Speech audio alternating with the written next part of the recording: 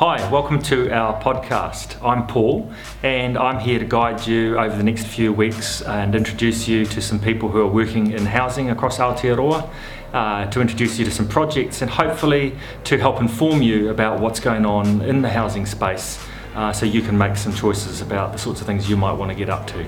Today I'm going to introduce you to Jeff. Jeff is very, very strong on financial literacy, financial capability, and helping families who had given up hope of ever owning a home move towards independent home ownership. So hope you enjoy the show. Okay, Jeff, thanks for coming to Waimakia today.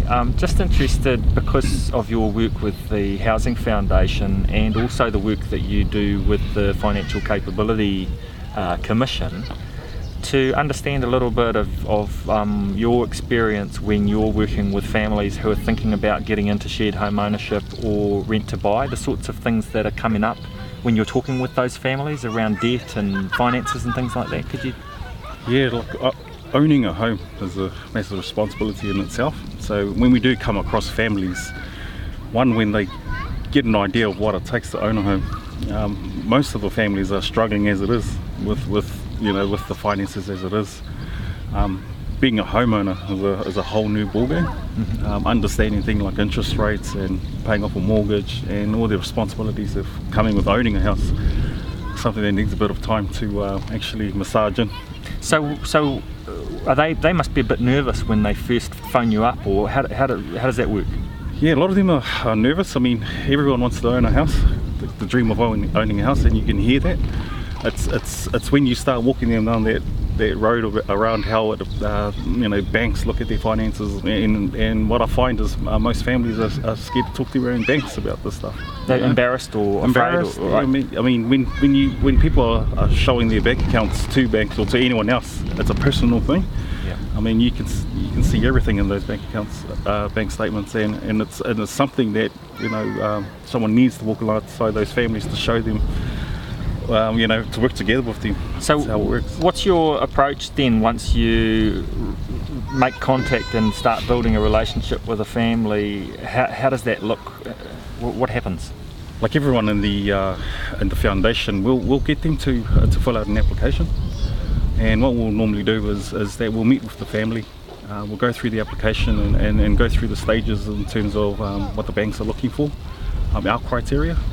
And when we talk about what the banks are looking for in terms of deposits, their banking account history, debt as well.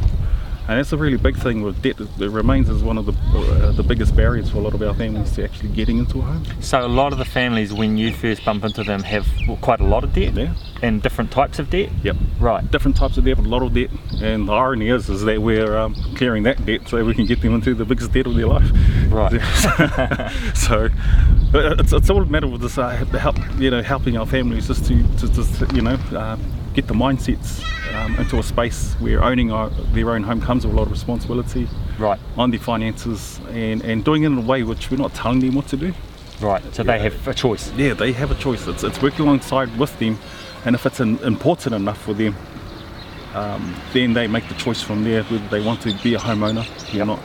So you're talking about behaviour change possibly. Absolutely. For those, right? Yeah. So that's a pretty big deal for some people who got used to a way of living. Absolutely right. I mean, it's we still come across families that are they have cultural responsibilities, as well as church responsibilities, even group community responsibilities with all the different activities they're doing with their kids. Yep. And when you throw housing into the mix of it and owning on a home, our families must have the space to make that decision. Yep. As to no one's telling them to give up this or give up that.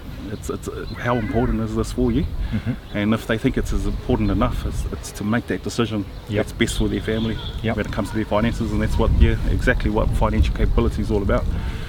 It's to help them with the behaviour change. But what's important to them is where it ends up at, and giving them the space just to make those better informed decisions around that. Fantastic. And what's the motivation for the families in this situation that helps them to make that change of attitudes and behaviour? Many things, but when it comes to housing, it's that security of tenure. Yep. It's that ability to make sure that once the whānau has the ability to entrench their roots in their home. I mean, one lady said it's more than just a roof over their head, it's a foundation under the feet of their family and the generations that will follow.